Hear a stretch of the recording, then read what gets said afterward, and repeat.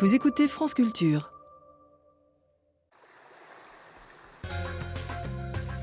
Terre à Terre, le magazine de l'environnement. Ce matin, Fukushima. 2 ans pratiquement jour pour jour après la catastrophe de Fukushima, rencontre avec un écrivain, Michael Ferrier, et un scientifique, Jean-Louis Badevant, tandis qu'Areva, au dire de Greenpeace, s'apprête à envoyer une cargaison de combustible nucléaire aux Japonais et qu'une chaîne humaine est en formation à Paris pour défiler cet après-midi à partir de 13h30 et réclamer l'arrêt du nucléaire.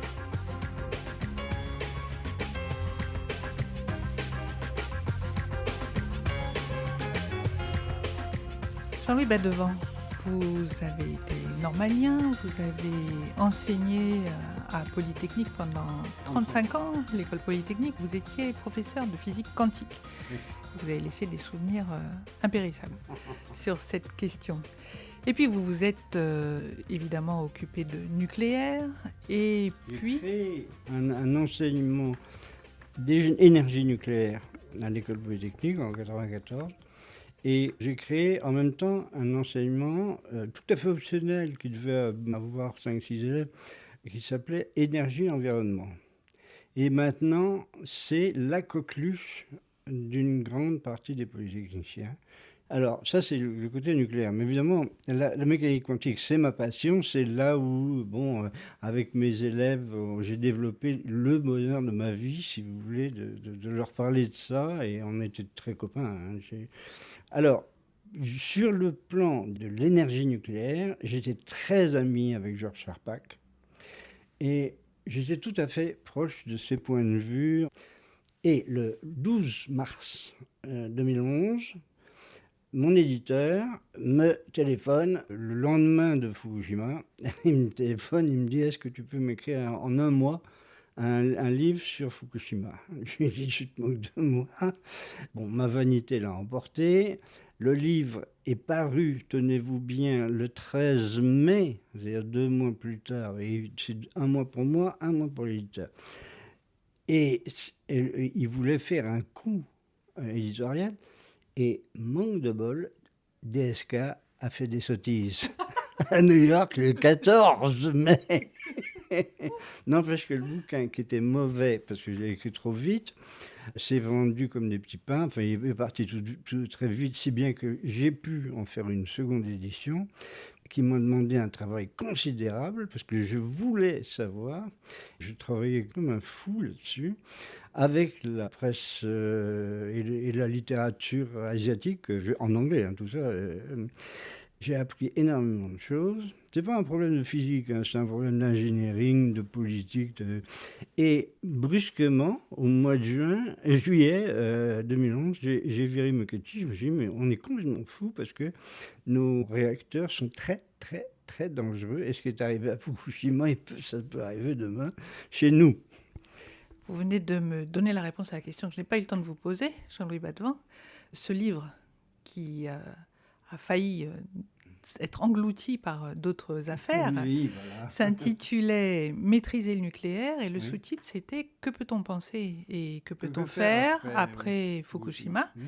Et puis dans la seconde édition, le livre s'intitulait toujours « Maîtriser le nucléaire », mais le sous-titre c'était devenu « Sortir du nucléaire après Fukushima ». Oui, il manque un point d'interrogation sur ce sous-titre, après ce sous-titre. Et effectivement, parce que la question, c'est devons-nous sortir du nucléaire et ma réponse, c'est dans l'état actuel de nos réacteurs, c'est plutôt oui, parce que c'est très, très dangereux. Alors, mais j'aimerais comprendre ou savoir un peu mieux ce qui vous a fait virer votre cutie, comme vous dites. Parce que tout de même, Jean-Louis Badevant, il y avait eu Tchernobyl, il y avait eu Three Mile Islands, il y avait eu d'autres accidents extrêmement graves. Et pourtant, vous le disiez, vous étiez un tenant du nucléaire serein. J'étais un tenant du nucléaire serein, comme beaucoup d'intellectuels qui croient savoir les choses, parce qu'ils savent des choses beaucoup plus compliquées. Donc, ils ont la science infuse sur les choses très simples, et par conséquent, les choses sont comme ça. Or, en étudiant, je vous dis, Fukushima pendant tout cet été 2011, j'ai travaillé comme une bête, je me suis aperçu que je ne connaissais rien rien au réacteur nucléaire, à ce qui leur était nécessaire pour leur sécurité, etc. Rien à ce qui s'était passé à Fukushima pour de vrai, la fusion du cœur, qui était une chose abominable, un accident qui s'était produit plusieurs fois, mais bon, qui s'était produit à Tchernobyl, mais surtout à Three Mile Island, et qui avait été heureusement maîtrisé, mais à la dernière seconde par les Américains. Donc ça n'avait pas fait ce que les Américains appelaient le China Syndrome, le trou qui allait en Chine, et qui avait fait un film d'ailleurs. Jane Fonda était devenue antinucléaire à cause de ça. Donc je ne savais rien, et donc je me suis dit, si tu ne sais rien, mais que tu es capable de ça, de comprendre tout, parce que j'avais tous les outils, si vous voulez, et simplement je n'avais pas la connaissance. Ben, j'ai appris.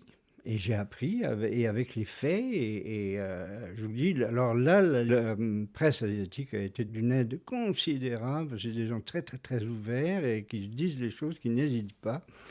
Et j'ai pu faire le tri assez facilement, les recoupements. Et puis, il y a aussi des questions d'ingénierie, de politique. Alors, je vous sortirai tout à l'heure des phrases bouleversantes qui ont été écrites après les 3 accidents, d'ailleurs, après Tchernobyl, après Three Mile Island et après Fukushima, par les commissions d'enquête nommées par le gouvernement. Tout de même, Jean-Louis Badevant, en France aussi, des choses ont été écrites. En ex-Union soviétique aussi, des choses ont été écrites. Vous n'aviez juste pas la curiosité. Non, alors là, si vous voulez, si je parle trop de la France et de ce qui a été écrit en France, je vais me faire des ennemis. Et c'est des ennemis que je n'ai pas envie de me faire. Je vais vous dire pourquoi. Parce que j'ai aussi enseigné 35 ans à l'école polytechnique. Comme je vous ai dit, ça a été un des très grands bonheurs de ma vie. L'autre ayant été d'avoir élevé mes 2 fils. Donc c'est difficile. Les polytechniciens sont des gens que j'adore. On a beaucoup voulu, à la radio, à la télé, me faire parler du corps des mines, qui, je dois dire, est un de ces lobbies pro-nucléaires français sur qui les gens s'acharnent, mais je ne veux pas me mêler de ça, parce que mes élèves, je les ai eus avant qu'ils soient dans le corps des mines, je les adorais, c'était des gens extraordinaires. Qu'ils ont fait après, ça ne me regarde pas, ça me regarde peut-être comme Français, mais c'est un autre sujet. Je ne sais pas en tant que professeur à l'école polytechnique. Si tous les Français étaient professeurs à l'école polytechnique, ma pauvre, vous ne pouvez pas savoir où on en serait. Ça serait bien pire. Heureusement que c'était moi. Je comprends que ce soit difficile, effectivement, de rompre voilà, avec le milieu. Vous comprenez pourquoi les Français, il y a eu beaucoup de sottises de dites. Et là, vous m'amenez à un point qui était en fait une chose assez importante et qui m'a valu beaucoup d'insultes de la part de mes collègues, qui m'ont dit « Comment? Mais t'es devenu un écolo !» Parce que je me suis aperçu qu'il y avait en France des gens qu'on appelait les écolos, qui étaient des gens, des paysans, des instituteurs, des savants à la retraite en Alsace comme ailleurs. Hein. Je parle sur l'Alsace à cause de Fessenheim, évidemment, qui avaient formé des associations, qui étaient des braves gens qui réfléchissaient et qui disaient des tas de choses extrêmement intéressantes. Il y en avait en Bretagne, à cause de Brennilis, qui avait cette centrale qui n'en finit pas d'être démantelée. Et de ne pas être démantelé. Oui, de ne pas être démantelé, mais c'est une horreur. Et j'ai lu des choses qui sont des abominations. Et là, comme ce n'est pas des polytechniciens, je peux dire que je suis scandalisé. C'est épouvantable. On a critiqué TEPCO au Japon, mais on peut critiquer EDF, et je le fais. De la même façon ici, c'est inadmissible ce qu'on voit. Et là, je suis scandalisé par notre pays, je suis scandalisé par la structure en caste de notre pays, par le fait qu'on ait des sous-traitants qu'on ne connaît même pas, qu'on fasse n'importe quoi sur des choses qui sont dangereuses, qui sont dangereuses pour la population. Et tout ça, c'est des questions de fric, des questions de lobby, des questions de monsieur Bouygues, etc. Et ça m'écoeure. Voilà. Alors, j'ai trouvé chez les écologistes des gens honnêtes qui vraiment se donnait un mal fou et qui arrivait à des résultats très intéressants à lire, pour moi. Et puis, d'autres ne les lisaient. Et aux États-Unis, figurez-vous qu'après 3 Mile Island, en 1979, pas un seul réacteur nucléaire n'a été construit jusqu'à présent. Pourquoi ? Parce que les médias, les intellectuels, les associations sont suffisamment fortes pour contrer les lobbies de la finance, du fric, etc. Mais ça ne se passe pas chez nous. Si vous voulez, je me suis rendu compte de cette différence énorme. Vous vous rendez compte ? Pas un seul réacteur construit en Amérique, parce qu'il y avait eu 3 Mile Island qui n'avait pas été jusqu'au bout, ça n'avait pas été jusqu'au China Syndrome.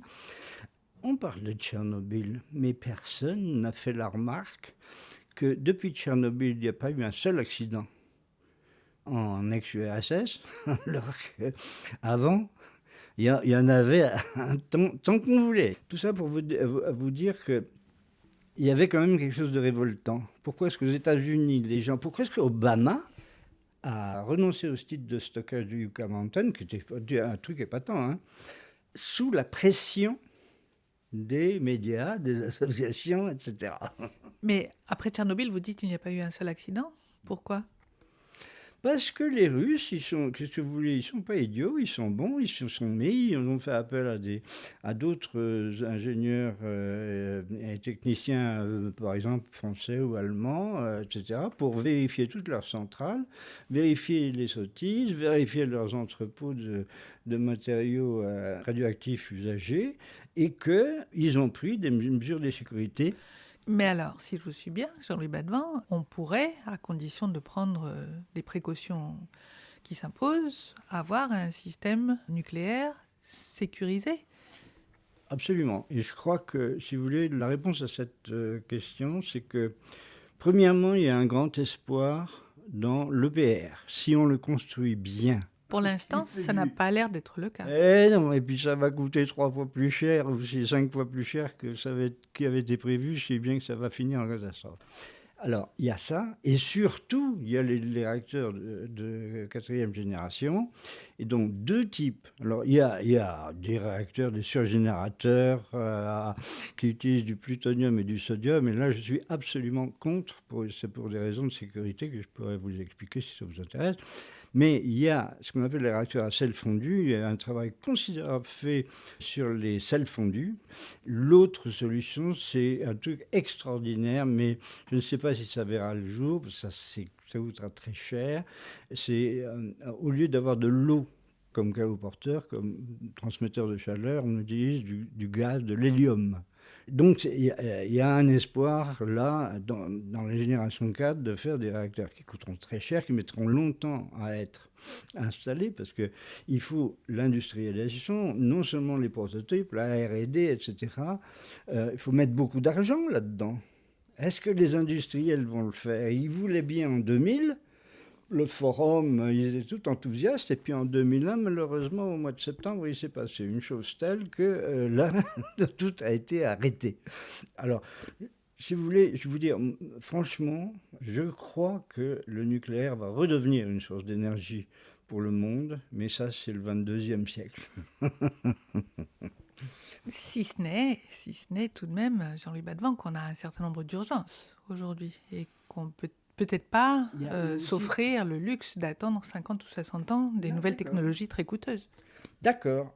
Eh bien, si le gouvernement déclarait « nous n'avons pas de sous, nous avons un problème d'urgence », tout bien pesé, il faut revenir sur ce que nous pensions pouvoir promettre, eh ben je comprendrais en tant que membre d'une communauté, mais je ferais partie des gens qui prennent un risque. Après tout, les Japonais vont leur tirer notre chapeau aussi, parce qu'ils sont dans un sacré bourbier. Hein. Vous vous rendez compte, ils avaient 54 réacteurs et ils se sont dit qu'ils allaient tous les arrêter. Alors les Américains les ont aidés beaucoup sur le plan énergétique, leur faire avoir du gaz notamment. Mais il faut qu'ils trouvent une solution pour avoir de l'énergie et de l'énergie de puissance. Attention, de puissance, ça veut dire, vous voyez, l'énergie qu'on a pour faire l'électricité qui fait marcher un TGV, c'est une forte puissance. C'est pas la même chose que l'énergie qu'on peut avoir avec un capteur solaire sur son toit pour faire un peu déjà chauffer l'eau et puis recevoir Internet, éclairer. Vous voyez, le problème de l'énergie, il est multifacette. Hein, c'est quelque chose... et la puissance, elle est indispensable. Donc, il y a l'énergie solaire, il y a l'énergie éolienne dont tout le monde parle, il y a plein d'autres sortes de formes d'énergie. Mais j'étais très ému d'apprendre, d'ailleurs, dans ce bouquin que j'ai écrit, en regardant un petit peu à droite et à gauche, que les Kenyans et les Éthiopiens utilisent le rift, où il y a un volcan, avec de la géothermie, tout simplement. Ils vont chercher la chaleur avec des tuyaux, ils vont faire bouillir de l'eau dans des volcans pour ensuite faire tourner des turbines. Et les Kenyans ont un projet pour atteindre 5000 mégawatts, c'est-à-dire presque 5 centrales nucléaires. Donc c'est peut-être là qu'on pourrait trouver la forte puissance que vous évoquez. Là, c'est de la forte puissance, oui, bien sûr. Et c'est propre. Jean-Louis Badevant, on pourrait vous écouter pendant des heures, mais il se trouve que vous avez frôlé tout à l'heure le sujet qui nous amène à nous rencontrer aujourd'hui. Cependant que moi, je frôlais également un autre des sujets qui nous amène à nous rencontrer aujourd'hui. Vous avez évoqué le Japon au moment où je m'apprêtais, moi, à évoquer le changement climatique. Et en fait, la question que je voulais vous poser, que je vous ai proposée, Jean-Louis Badevant, c'est celle de l'impact du changement climatique sur les installations nucléaires. Alors, on sait que l'énergie nucléaire a été présentée pendant un certain temps comme l'énergie qui allait permettre de résoudre les problèmes de changement climatique, puisqu'il n'y aurait pas de réchauffement à la clé, il n'y aurait pas d'émissions de CO2. Bullshit en français, ça se dit ânerie. Si on veut. Alors, vous allez nous expliquer évidemment pourquoi ce sont des âneries, et ça nous intéressera beaucoup de le savoir, mais tout de même, j'aimerais ensuite que vous nous parliez de ce second mariage, je dirais, entre changement climatique et entre nucléaire, mais cette fois en regardant le changement climatique sur les installations. C'est beaucoup moins médiatisé, c'est peut-être même beaucoup moins documenté d'une manière générale. Oui, donc sur le premier point, pourquoi c'est une ânerie? Ça a été dit par d'autres gens avant moi. Hubert Reeves l'a très très bien dit. À l'heure actuelle, dans le monde, 3% de l'énergie est produite par des centrales nucléaires. Si vous voulez entrer en concurrence avec des sources d'énergie qui produisent de la fumée, par exemple les avions, les trucs comme ça, il faut monter, disons, de 3 à 30%. Hein, vous êtes d'accord, 3 c'est peanuts, c'est rien. Hein. Eh bien, si on veut monter de 3 à 30%, il faut avoir 10 fois plus de centrales nucléaires, c'est-à-dire 5000 au lieu de 500 dans le monde. Si vous en avez 10 fois plus, au rythme des accidents qu'on connaît, c'est-à-dire un tous les 10 ans à peu près, 3 en 30 ans, ça veut dire un accident par an. Est-ce que vous prenez le risque? Bon, je ne suis pas sûr. Et puis, il faut en construire plein. Et construire un réacteur nucléaire, ça prend 10 ans. Alors, vous voyez que les gens qui vous sortent ça, ils se moquent de vous. C'est des gens qui font partie du lobby nucléaire et qui sortent ça comme argument. Le nucléaire ne produit pas de pollution et de gaz à effet de serre. Oui, mais enfin, quand on voit à Fukushima et à Tchernobyl, il a produit aussi plein d'autres trucs. Même mon ami Georges Charpak m'expliquait qu'il y a des expériences qu'on ne pouvait plus faire parce qu'il y avait eu des essais nucléaires atmosphériques. Donc vous voyez que le nucléaire comme outil pour combattre le réchauffement climatique, c'est de la sottise, c'est de la démagogie. On en produit un peu moins. Et encore, il faut voir, si vous voyez en avion, les mines où on extrait l'uranium. Au Niger, par exemple. Voilà, avec des bulldozers qui sont pleins de kérosène et de pétrole et qui font une fumée épouvantable pour extraire ces tonnes d'uranium. Vous savez, je crois que là, on contribue un petit peu à l'effet de serre, tout en faisant du nucléaire. Mais Au fond, c'est pas ce que le nucléaire a comme effet sur le changement climatique, c'est quel effet le changement climatique a sur le nucléaire. Et là, figurez-vous que les Américains sont terrorisés.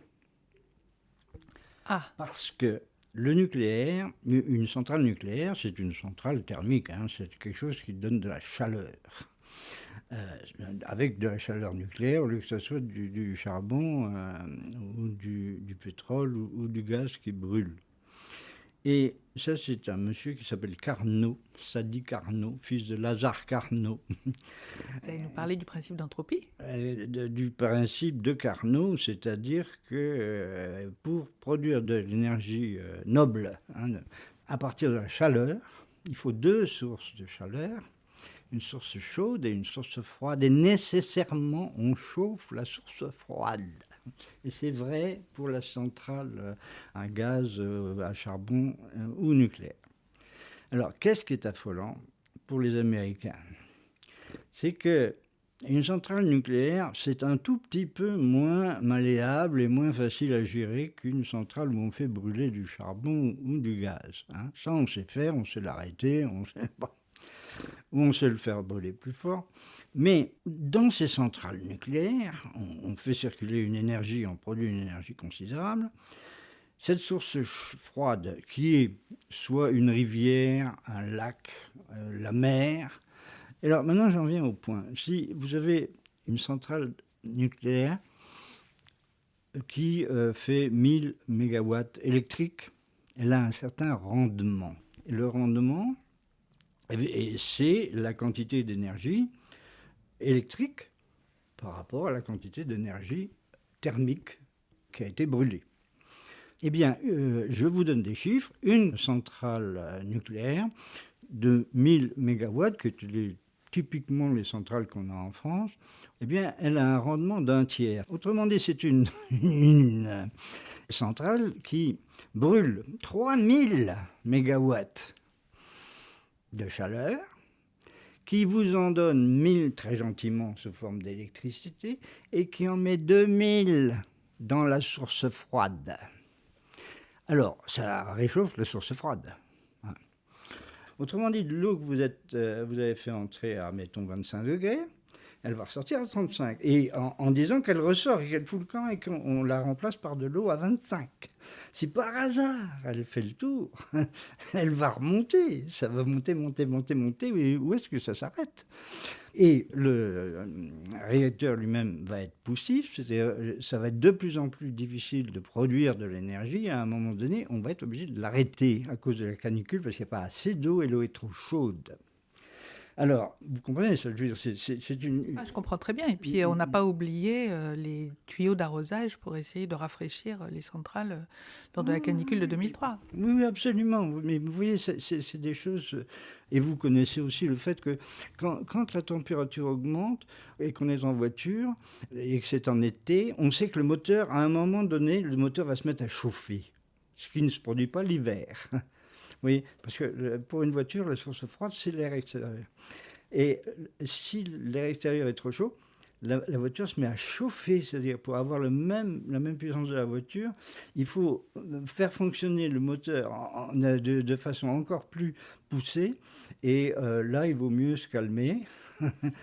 Et là encore, ça serait la même chose avec une centrale nucléaire? C'est la même chose. On calme la centrale, c'est-à-dire on réduit sa puissance, voire on l'arrête. Alors, qu'est-ce que craignent les Américains pour le réchauffement climatique? Eh bien, ils fixent une température maximum de la source froide, au-delà de laquelle on doit prendre des mesures et se réduire la puissance de la centrale ou voire l'arrêter. Bon, c'est des trucs qui existent depuis qu'on a construit ces centrales. Puis on s'aperçoit que en 2050, 2060, avec le réchauffement climatique, la température de l'eau qu'on trouvera partout, de l'air qu'on trouvera partout, elle est supérieure aux normes de ces centrales qui seront encore en activité. Il y a plus de la moitié des centrales américaines actuelles qu'on ne pourra plus utiliser. Vous dites des centrales américaines, ça vaut uniquement pour les États-Unis? Non, ça vaut pour tous, mais c'est les Américains qui ont fait les analyses. Et c'est pas de ma faute. Je sais pas bien parler l'anglais. Je suis allé voir les sites américains parce que les sites français, ils vous disent absolument rien là-dessus. Vous comprenez, ils vous donnent que des théorèmes de Carnot et des machins comme ça. Et moi, le théorème de Carnot, je veux appris ça quand j'étais petit. Mais ce que je voulais savoir, c'est concrètement, est-ce qu'il fallait augmenter de 20 degrés? Alors j'aurais dit, bon, bah, attendons 20 siècles. Ou attendons, je ne sais pas, 5 siècles. Ou est-ce que 3 ou 4 degrés, c'était embêtant? 3 ou 4 degrés, c'est très embêtant pour les ingénieurs parce qu'il y a des questions de sécurité et ils peuvent avoir des accidents, pas comme Fukushima, mais au fond de même nature, d'échauffement, un brutal et d'échauffement qu'on ne maîtrise pas. Parce que tout ça, c'est des réacteurs à eau. Et au Japon, est-ce qu'on s'est inquiété de cette question, Jean-Louis Badevin? Au Japon, les pauvres, vous savez, ils n'en sont pas là. En bref, l'histoire des Japonais, c'est que après la guerre, les Américains avaient des problèmes de conscience. Comme ils leur avaient fichu 2 bombes atomiques sur la tête, on a donné aux Japonais du nucléaire civil, dont Eisenhower disait que ça, au lieu de tuer les gens, ça allait les faire vivre. La plupart sont des réacteurs américains. Ceux de Fukushima, c'est des réacteurs américains. Et puis maintenant, les Japonais sont avec tous ces réacteurs qui normalement devaient être le bien du peuple et le bien des Japonais, etc., et qui sont en train de devenir le malheur. Et en plus, il faut dire que installer autant de réacteurs nucléaires dans le pays le plus sismique du monde, c'était une drôle d'idée. Hein. Non, mais bon, en tout cas, ça a été fait. Alors, moi, je ne sais pas si j'étais japonais ou chef du gouvernement japonais, je me dirais il faut qu'on trouve autre chose. Il faut trouver une autre solution. Parce que sinon, si ça continue, dans 30 ans, le Japon, ça sera une île entièrement radioactive et complètement dépeuplée, sauf des îles un peu lointaines, etc. Non, le Japon, c'est un drame indépendamment du réchauffement climatique. C'est pas... Maintenant, il y a une autre chose, c'est qu'une conséquence du réchauffement climatique, c'est la montée des océans. Et à ce moment-là, alors il y a une carte quelque part par là, où on voit les inondations. C'est une flooded prone areas. Alors vous voyez la Californie, et vous voyez toute la... Donc les zones susceptibles d'être inondées. Voilà, et qui contiennent des réacteurs. S'ils sont inondés, c'est comme Fukushima. C'est-à-dire que là, on a des problèmes d'électricité. Et si l'électricité est coupée, on a le danger qu'il n'y ait plus de pompe pour refroidir le réacteur, parce qu'il faut le refroidir en permanence. Hein, je vous ai expliqué tout à l'heure. Un réacteur, c'est sensible à la chaleur. Et il y a même des Américains qui sont en train de faire des projets de réacteurs qui diffèrent non pas tellement par la technique, mais la localisation des réacteurs sous-marins. Une fois de plus, la carte montre les États-Unis. Il n'y a pas de montée des eaux prévue au Japon? Au Japon, tous les réacteurs sont sur la côte, car un réacteur, on ne pourra pas parler de Fessenheim comme ça, un réacteur doit être à proximité d'une source naturelle d'eau froide. Et au Japon, la source froide naturelle, c'est l'océan. Et tous les réacteurs japonais, ils sont sur la côte. On prévoit des montées de niveau de la mer suivant les endroits qui peuvent atteindre 15 mètres. Alors, ça va être un ennui pour ces réacteurs nucléaires. Je vous ferai remarquer qu'il y a une portion considérable de la population terrestre au voisinage, à 200 km des côtes. On voit pourquoi il faut s'en préoccuper. Les Américains s'en préoccupent. Oui, on a construit Fessenheim tout à fait en haut, là où il n'y avait pas de source d'eau naturelle à côté. Donc on est tranquille. Pas de risque de tsunami. On est bien tranquille. Ça, c'est de l'ironie, ça. C'est une blague. Oui, parce que je crois que vous n'êtes pas tellement en faveur de la poursuite de Fessenheim, Jean-Louis Badevin. Non, là, je suis très contre. Pourquoi? Parce que Fessenheim, n'étant pas alimenté en eau froide par une source naturelle, a été construite à côté du grand canal d'Alsace, qui permet un grand trafic qui va ensuite dans le Rhin et c'est très commode pour la navigation, le transport, etc. Et c'est la première centrale française. Elle avait été commandée par le général de Gaulle. Et pourquoi la mettre dans un endroit aussi bizarre que Fessenheim? Je pense, et beaucoup de gens me l'ont dit, alors c'était peut-être même officiel, que c'était pour sceller l'amitié franco-allemande. Mais on n'a pas idée de construire une centrale nucléaire là où il n'y a pas de source naturelle d'eau froide. Là, c'est vraiment le politique qui l'a emporté sur toutes les autres considérations.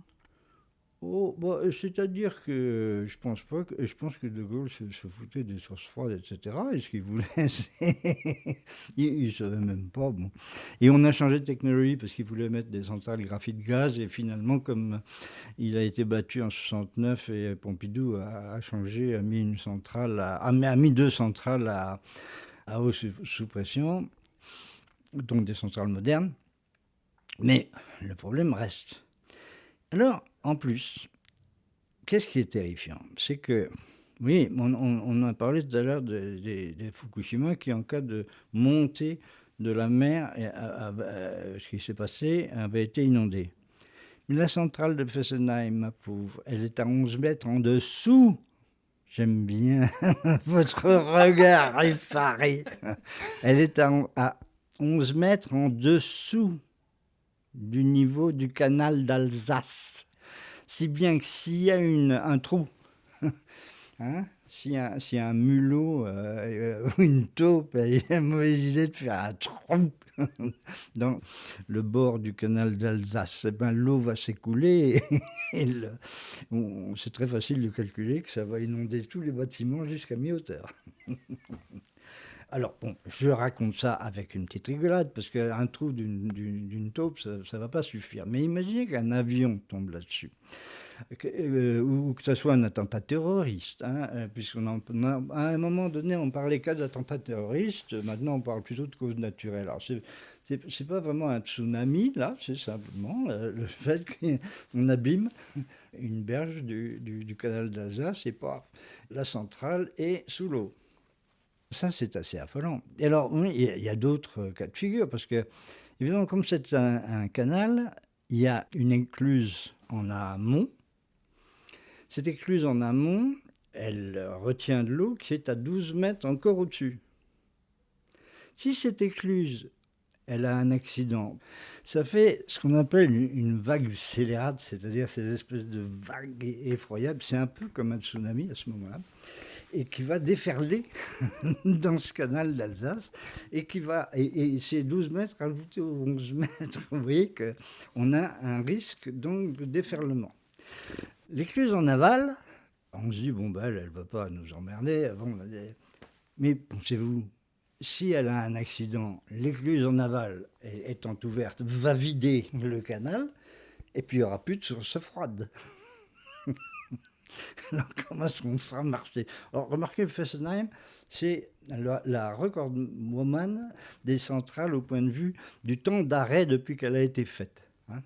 S'il y a un accident du genre Fukushima, c'est-à-dire fusion du cœur, à ce moment-là, vous avez une boule, un magma de 2800 degrés de matière nucléaire radioactive, de 72 tonnes de matière radioactive qu'on appelle le corium, qui est en fusion, qui passe au travers. Et là, il arrive sur ce qu'on appelle le radier, c'est-à-dire le béton qui protège le dessous de la centrale. Le béton de Fukushima a été traversé. Il faisait de 6 à 8 mètres. Le béton qu'il y a sous Fessenheim fait 1 mètre et 1 mètre 50, disons, parce qu'on rajoute à ça le plancher qui isole la cuve du trou. Et entre les deux, il y a 1 mètre. C'est-à-dire, si on veut augmenter le radier de Fessenheim, on peut mettre au maximum 1 mètre en coulant du béton, sans avoir à faire des immenses travaux d'Hercule. Et Fessenheim est au-dessus de la plus grande nappe phréatique de France. 33 milliards de mètres cubes d'eau.